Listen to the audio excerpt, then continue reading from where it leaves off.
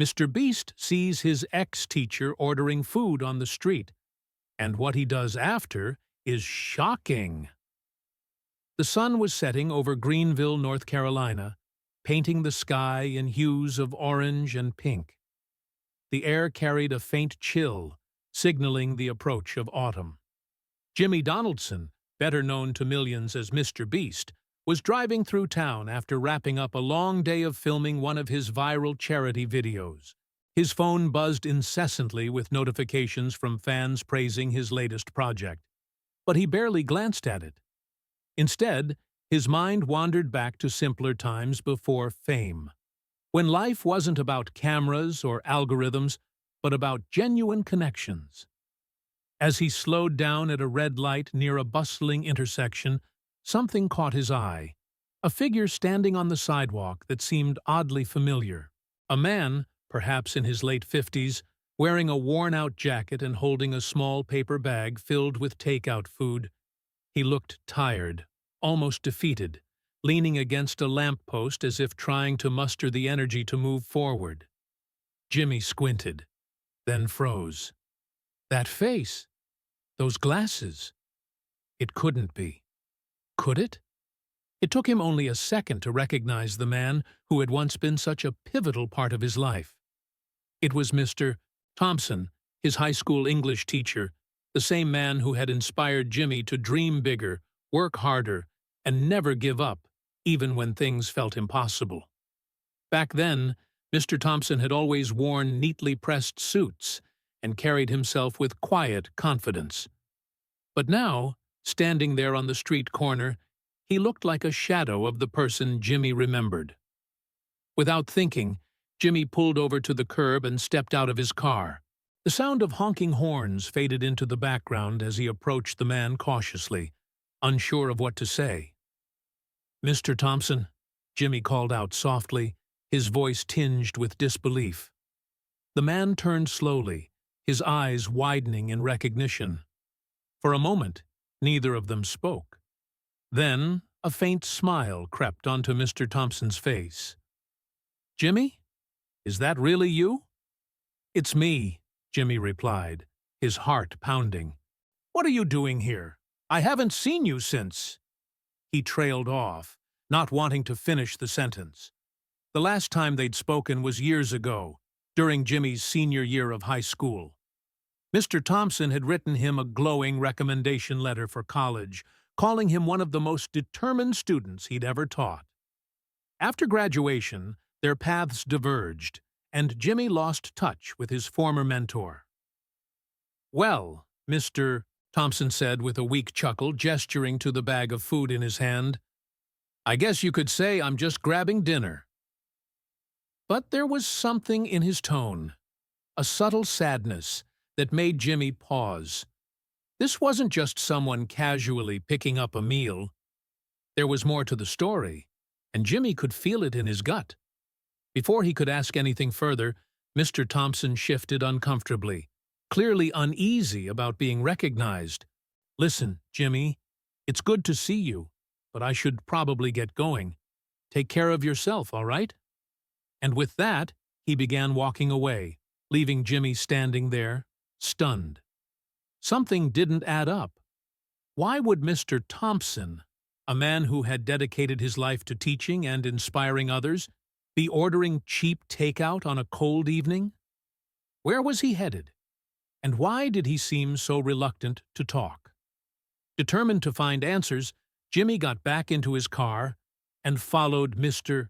Thompson at a distance, careful not to make his presence obvious. As the older man turned down a dimly lit alleyway, Jimmy's unease grew.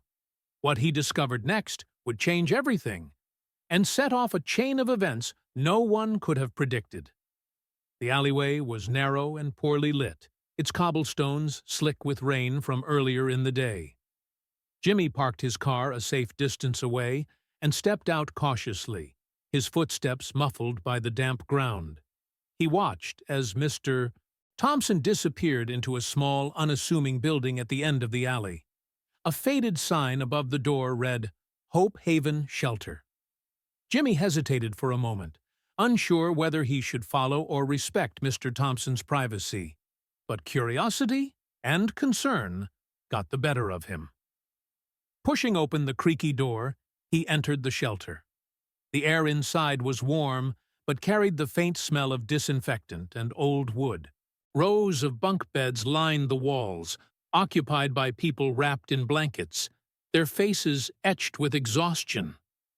At the far end of the room, Jimmy spotted Mr. Thompson handing over the bag of food to a young woman cradling a sleeping child in her arms.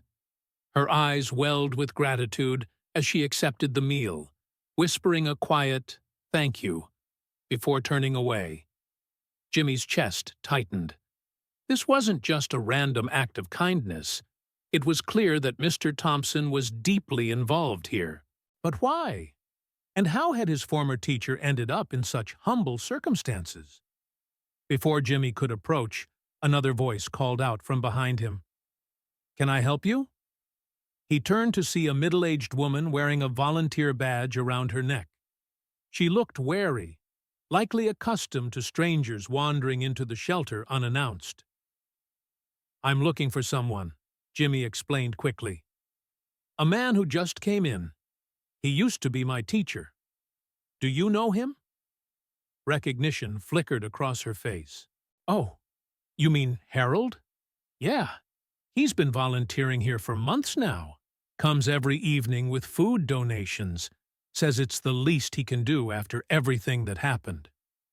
"Everything that happened," Jimmy echoed, his brow furrowing. The woman hesitated, glancing around as if weighing whether to share more. Finally, she sighed. "Look, it's not my place to tell his story, but if you really want to understand, maybe you should talk to him yourself." With that cryptic advice, she walked away, leaving Jimmy even more puzzled. Determined to get answers, he waited until Mr. Thompson finished speaking with a few other volunteers and approached him again. "Mr. Thompson," Jimmy began, his tone softer this time. "Can we talk? Please?" The older man looked surprised but nodded reluctantly. They stepped outside, where the cool night air provided some relief from the stuffiness of the shelter. For a long moment, neither spoke. Then Jimmy broke the silence. "What's going on, Mr. Thompson? Why are you here? You were one of the best teachers I ever had. You inspired so many kids, including me. What happened?" Mr. Thompson sighed heavily, running a hand through his graying hair. When he finally spoke, his voice was heavy with regret. "It's complicated, Jimmy. Life has a way of throwing curveballs when you least expect them. A few years ago, I lost my job due to budget cuts at the school district. My wife fell ill shortly after, and the medical bills piled up faster than we could handle. We lost our house, drained our savings, and eventually, she passed away." His words hung in the air like a storm cloud, each syllable weighted with pain. Jimmy felt a lump rise in his throat. He remembered Mrs. Thompson, a kind, gentle woman who always greeted students with a smile during parent-teacher conferences. "I didn't have anywhere else to go," Mr. Thompson continued. "I bounced between friends' couches for a while, but pride is a funny thing. Eventually, I ended up here, at Hope Haven. At first, I thought it was temporary, but—" He trailed off, shaking his head. "Anyway, enough about me. What brings you back to Greenville, Jimmy? Still making those incredible videos of yours?" Jimmy forced a smile, though his mind was racing. How could someone who had given so much to others end up in such a dire situation? It didn't seem fair. "I've been doing okay," he admitted. "But seeing you like this, it doesn't sit right with me. You helped shape who I am today, Mr. Thompson. If it weren't for you, I might never have pursued my dreams." Mr. Thompson chuckled softly, though there was no humor in it. "Well, I'm glad I could help, even if things didn't turn out so well for me." "No," Jimmy said firmly. "This isn't how it ends. Not for you." Before Mr. Thompson could respond, Jimmy's phone buzzed in his pocket. It was a message from Chandler, his business partner. "Hey, we need to finalize plans for the next video. Call me ASAP." Jimmy ignored the notification, his focus entirely on the man in front of him. But as he stood there, an idea began to form, one that would change both their lives forever. Or so he thought.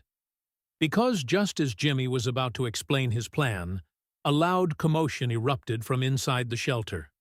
Shouts echoed through the open doorway, followed by the sound of breaking glass. Without hesitation, Jimmy and Mr. Thompson rushed back inside. What they found stopped them in their tracks. A group of men had cornered the young mother Jimmy had seen earlier, the one Mr. Thompson had given the food to. One of them held her roughly by the arm, demanding something she clearly didn't have. Fear radiated from her expression as she clutched her child tighter. Without thinking, Jimmy stepped forward.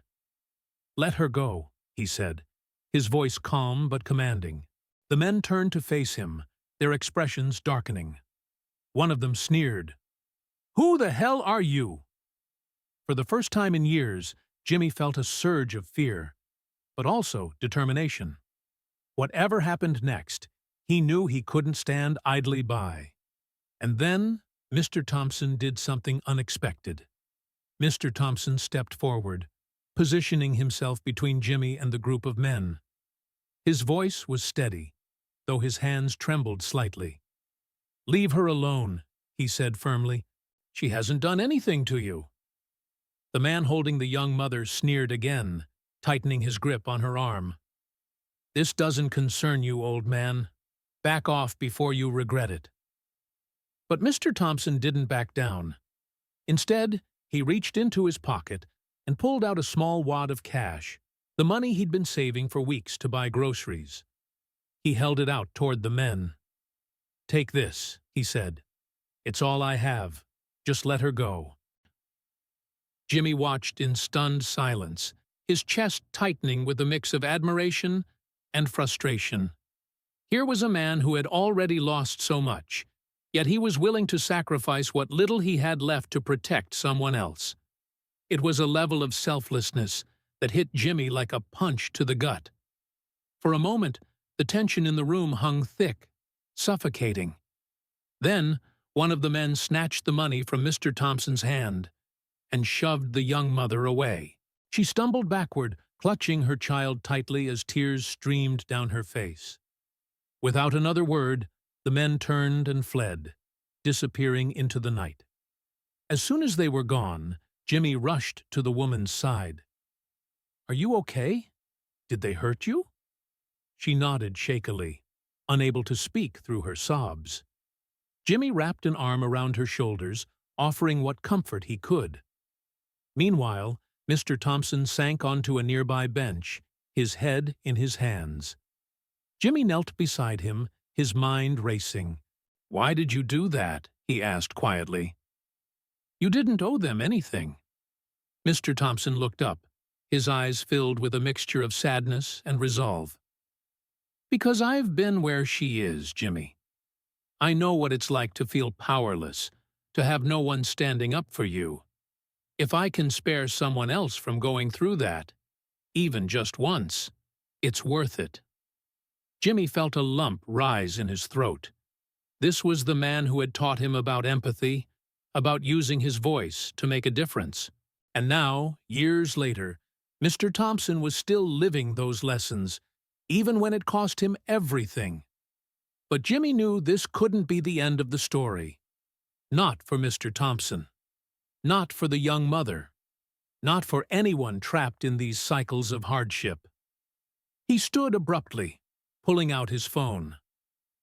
"Chandler," he said when his business partner answered, "I need you to clear my schedule for the next few days. Something's come up." "What's going on?" Chandler asked, his tone curious. "I'll explain later," Jimmy replied. "Just trust me. It's important." Hanging up, he turned back to Mr. Thompson. "We're fixing this," he said firmly. "All of it?" Mr. Thompson frowned, confused. What are you talking about? I'm talking about giving you your life back, Jimmy explained. And not just yours. Everyone here deserves a second chance. But first, I need to know everything. No more secrets. Reluctantly, Mr. Thompson began to open up. He told Jimmy about the months he'd spent bouncing between shelters, the jobs he'd taken that barely covered his expenses, and the guilt he carried for not being able to provide more for his late wife during her illness. As he spoke, Jimmy listened intently, piecing together a plan. By the time Mr. Thompson finished, the first rays of dawn were creeping through the shelter's windows. "All right," Jimmy said finally, standing up.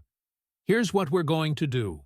Over the next hour, Jimmy worked with the shelter staff to organize immediate aid for the residents, including food, clothing, and temporary housing arrangements. But he wasn't stopping there. Using his platform and resources, he decided to create a video, not just to raise awareness, but to directly address the systemic issues facing people like Mr. Thompson and the young mother.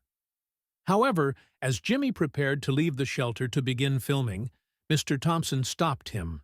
"There's something else you should know," he said hesitantly.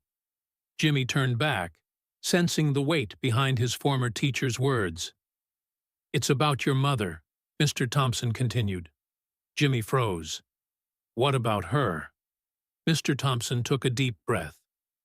"After your father passed away, she struggled financially for years. She never told you because she didn't want you to worry. But I helped her out a few times. Paid some bills, bought groceries. She was too proud to accept charity. But I insisted, said it was repayment for all the good she'd done for the community?" Jimmy stared at him, stunned. He'd always known his mother worked tirelessly to keep their family afloat after his father's death, but he'd never realized how close they'd come to losing everything, or how much Mr. Thompson had silently supported them. "I never told her why I did it," Mr. Thompson added softly. "But now you know. You two inspired me to keep going, even when things got tough. And maybe this is my way of repaying that debt." Tears welled in Jimmy's eyes as he processed the revelation. For years, he'd thought of Mr. Thompson as a mentor, a guiding figure who had shaped his path. But now, he saw him in a new light, as someone who had given far more than he'd ever taken. Someone who had quietly carried burdens without complaint. "I won't let you carry this alone anymore," Jimmy vowed. "Not you, not anyone else here. We're doing this together." With that, he stepped outside, ready to put his plan into motion. But as he climbed into his car, he couldn't shake the feeling that the hardest part was yet to come.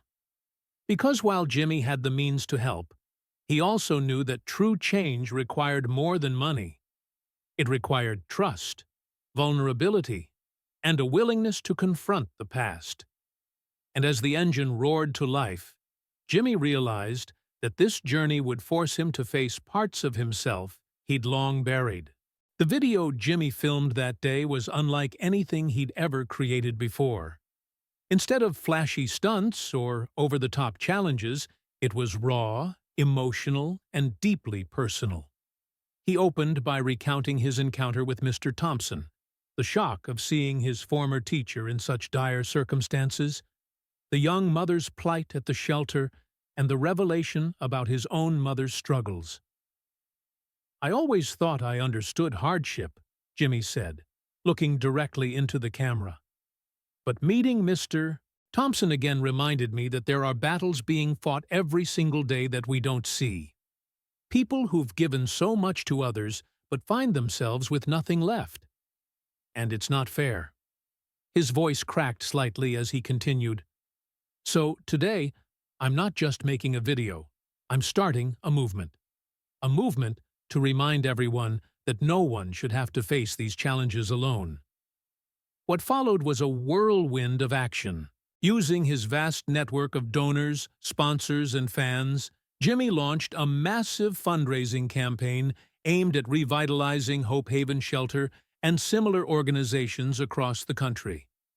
But he didn't stop there. He partnered with local businesses to create job training programs for shelter residents, ensuring they had opportunities to rebuild their lives.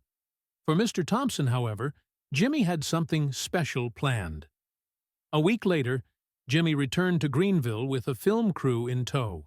This time, he invited Mr. Thompson to meet him at a nearby park, a place where they'd often talked after school years ago. When Mr. Thompson arrived, he found not only Jimmy waiting for him, but also dozens of familiar faces, former students, colleagues, and even some of the families he'd helped during his teaching career. "Mr. Thompson," Jimmy began, addressing the crowd, "you spent your life giving to others without expecting anything in return. Now, it's our turn to give back to you." With that, he handed Mr. Thompson an envelope. Inside was a deed to a modest home, fully paid for and furnished, along with a generous retirement fund. Tears streamed down Mr. Thompson's face as he hugged Jimmy tightly, overwhelmed by gratitude. But the surprises didn't end there. Jimmy then revealed another gift, a scholarship fund named after Mr. Thompson, designed to support struggling teachers and students nationwide. It was a tribute to everything Mr. Thompson had stood for: kindness, resilience, and the belief that education could change lives. As the celebration unfolded, Jimmy pulled Mr. Thompson aside for a private moment. "There's one more thing," Jimmy said, his tone serious. "I need you to promise me something." "What is it?" Mr. Thompson asked, still wiping tears from his eyes. "That you'll let me, and everyone else here, help you when you need it. No more going it alone, okay?" Mr. Thompson smiled through his tears. "Okay, Dave." In the weeks that followed, the video went viral, amassing millions of views and sparking conversations about poverty, mental health, and the importance of community support.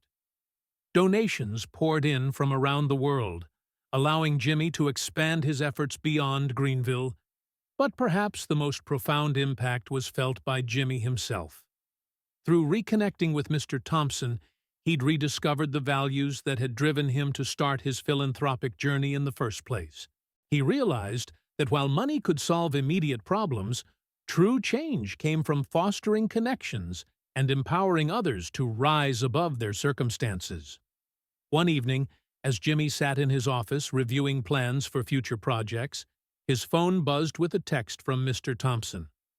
"Thank you for reminding me that even in the darkest moments, there's always light. You've become the man I always knew you'd be."